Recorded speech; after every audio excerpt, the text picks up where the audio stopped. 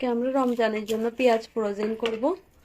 এখানে এই পেঁয়াজগুলো অনেক ময়লা ছিল, তাই আমি এগুলাকে ধুয়ে নিয়েছি আর এখন আমি কেটে নিচ্ছি। জোড়া করে ফ্রোজিং করব, যেভাবে এভাবে ফ্রোজিং করব। তো এভাবে ফ্রোজিং করলে কি মানে আপনার যতটুকু প্রয়োজন অতটুকু উঠাই নিয়ে ব্যবহার করা যায়। এইভাবে সাজিয়ে সাজিয়ে রেখে দিচ্ছি। তো যখনই প্রয়োজন হবে তখন এখান থেকে বাস এরকমভাবে এমনভাবে তুলে ব্যবহার করতে পারবো। লেবু কেন দিছো আম্মু? লেবু দিচ্ছি এটা যেন একটু খারাপ গন্ধটা না হয়, মানে পেঁয়াজ ফ্রোজিং করার পর এমন একটা গন্ধ হয়, এই কারণেই লেবুটা ফ্রেশ থাকবে। আচ্ছা, এখানে ব্লান্ডার করে নাও। কিছু পেঁয়াজ এখানে কুচু কুচু করে তারপর ব্লেন্ড করে নিচ্ছি। এখানে আমি আড়া বাটা করে করব, মানে বেশি একদম মিহি করতে চাইছি না। সারা রাত ফ্রিজে ছিল, অনেক সুন্দর শক্ত হয়ে গেছে। হ্যাঁ, এই তো সুন্দর একদম শক্ত হয়ে গেছে ব্রেডের মতো। এই যে আগগুলো আছে এগুলাতে আমি এখন ভেঙে ভেঙে দিব। ভেঙেছে মানে গোটা গোটা। এটাও মাশাআল্লাহ অনেক সুন্দর হয়ে আছে। হ্যাঁ, তো এটা যখনই প্রয়োজন হবে এই যে এইভাবে এই যতটুকু প্রয়োজন অতটুকুই ব্যবহার করতে পারবে। এখন তো পেঁয়াজ কেটে তেমন একটা পাওয়াই যায় না, তো অল্প অল্প কয়টাই এখন অনেক দাম হয়ে যাইতেছে আস্তে আস্তে। আর সাথে গাজর নিয়ে আসছি, এই যে গাজর।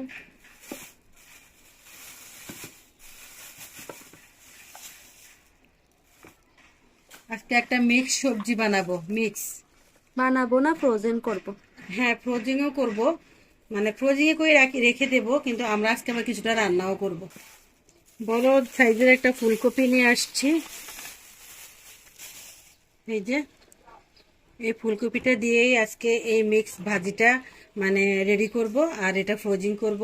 এতটাই আমাদের কম সময় যে সময় পাচ্ছি না, তো ভুট্টাগুলো নষ্ট হয়ে যাবে, তো এই জন্যই এখন এগুলোকে ছুলে তারপর আবার ফ্রোজিংয়েও কিছুটা দেব, আর কিছুটা আমরা সিদ্ধ করে রেখে দেব যাতে আমরা কিছু বানিয়ে খেতে পারি। এই যে এখনো অনেক ভালোই আছে, সময়েরও কাজ। এই বাকলগুলো নষ্ট হয়ে যাচ্ছে। ফ্রোজিং করলে আমরা অনেক কিছুতে ব্যবহার করতে পারবো অল্প সময়ে। এখানে আমি দুইটা ভুট্টা ভালোভাবে খোসা ছিলে ফেলেছি। সবগুলোকে খুলে নিব না? হ্যাঁ, সবগুলোই করলে আমরা সিদ্ধ করে কিছুটা মিক্স ভেজিটেবলের সাথে দিব আর কিছুটা রেখে দিব। আর এইদিকে কিছু পাতা হয়েছে, ওগুলা দিয়ে আমি ফুল তৈরি করব গতবারের মতন। এই জন্য এই পাতাগুলা জমাই রাখছি। আজকে আমারও অনেক কাজ, ভয় পাইতেছি আজকে কাজ দেখি। যেহেতু এটা দীর্ঘদিনের জন্য ফ্রোজেন করে রাখবো, খোসাটা না রাখাই ভালো। ফুলকপি ছোট ছোট করে কেটে নিবে। এখানে আমরা ফুলকপিও ব্যবহার করব, এই জন্য। আর এই ডাটাগুলো একদম লাগবে না, এগুলো লাগবে না, শুধু এই ফুলকপিটাই নিব। ঠিক আছে, এভাবে গুঁড়ো গুঁড়ো করে নিব।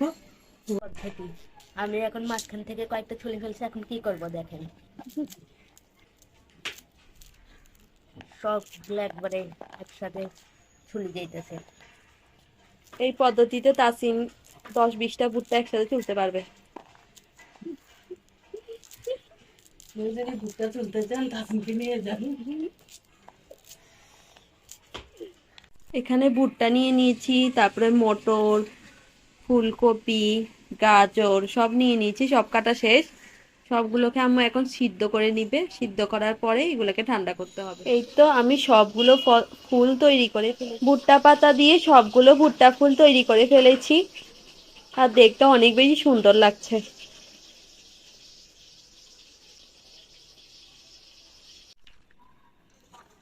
আল্লাহ, অনেক সুন্দর লাগতেছে, খেতেও মনে হয় অনেক মজা হবে না? কিভাবে রান্না করতে হয় এটাও একদিন দেখিয়ে দিব ইনশাআল্লাহ।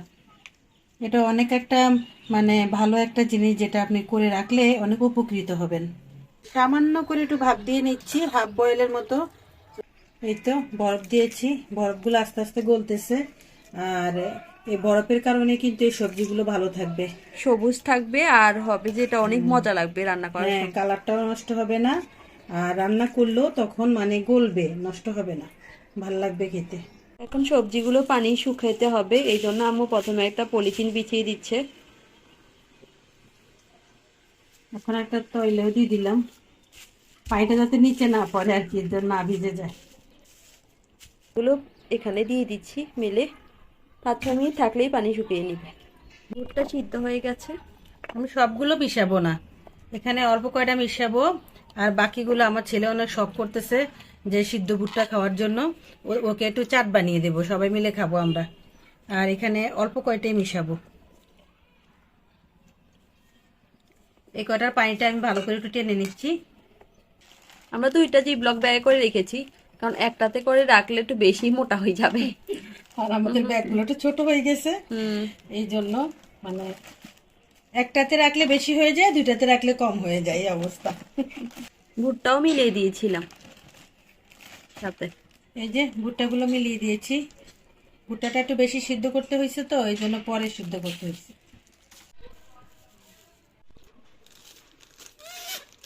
জিপলক ব্যাগে সব হাওয়া বের করে দিতে হবে, তাহলে সবজিগুলো বেশি ফ্রেশ থাকে। হাওয়াগুলো যে বের হয়ে গেছে, এটা তার প্রমাণ দেখেন, পড়ছে না। হাওয়া থাকলে কিন্তু চট করে নিচে পড়ে যেত, এখন পড়ছে না।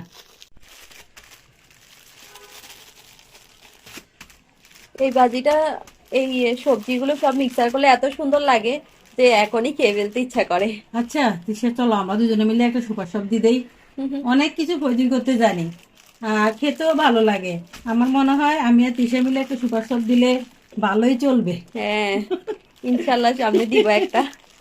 কেমন হয়েছে আপনারা বলেন তো দেখি। এই ভাজিটা কিন্তু অনেক মজা হবে, আমি অবশ্য ভাজি করেও আপনাদেরকে দেখাবো। এই তো রেখে দিয়েছি এই মিক্স সবজি। আমার ফ্রিজে আর জায়গা নাই, আর জায়গা নাই, আর কিছুই করতে রুটিগুলো রাখতে হয়, আর এরপরে তো আবার মাংস টাংস সেগুলো রাখতে হয়। আমার আর জায়গায় নেই। আমি যদি এখান থেকে না খাইয়া কমাই, তাহলে আমার আর কিছু করা হবে না। এবারের মতো আমাদের রমজান প্রিপারেশন এনাফ।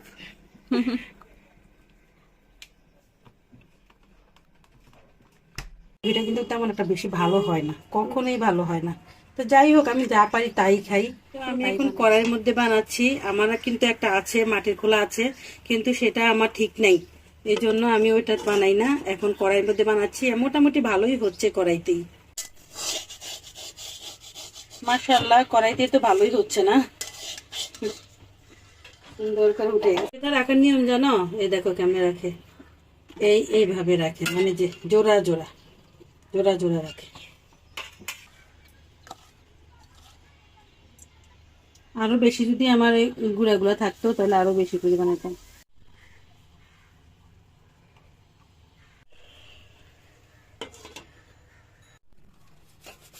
মিঠাইটা অনেক শক্ত করে দিয়ে দিছি। এটা খেতে আমার এত ভালো লাগে, আগে বেশি বেশি করে বানাতো।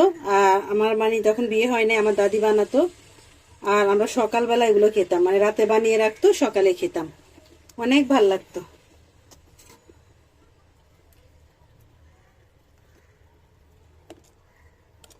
আমি এখনো কিন্তু নারিকেল দেইনি, তা একদম যখন উঠাবো তখন সেই মুহূর্তে আমি নারিকেলটাও দেব। মাশাআল্লাহ, অনেক সুন্দর হয়েছে আম্মু। এখন বেশি করে একটু নারিকেল দিয়ে দিচ্ছি। আমাদের কাছে এরকম কুচু করা নাইকেলটা আছে, এই জন্য এটাই দিচ্ছি। ওটা শেষ হয়ে গেছে।